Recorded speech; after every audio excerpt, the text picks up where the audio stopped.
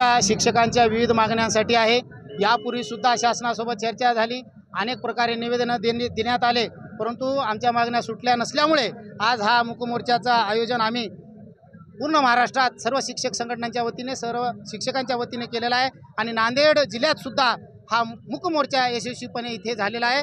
माननीय कलेक्टर महोदयांना आमच्या मागण्याचे निवेदन दिलेले आहे आणि ते निवेदन मुख्यमंत्र्यांना पाठवावे असं आम्ही विनंती केलेली आहे। यामध्ये 15 मार्चचा शासन निर्णय रद्द करावा, जे कंत्राटी धोरण आहे शासनाचं ते रद्द करावं, अशा प्रकारे जुनी पेन्शन योजना आहे ती 2005 नंतरच्या सर्व शिक्षकांना लागू करावी, आश्वासित प्रगती योजना लागू करावी, सरसकट सर्व विषय शिक्षकांना वेतन श्रेणीचा, पदवीधर वेतन श्रेणीचा लाभ देण्यात यावा।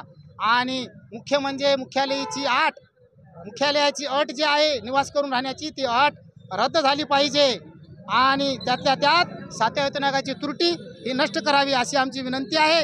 अशा अनेक मागण्या आमच्या एकूण 13-14 मागण्या ज्या आहेत त्या पूर्ण कराव्यात अशी आम्ही मागणी केलेली आहे ना। हा मोर्चा यशस्वीपणे आज घेतलेला आहे।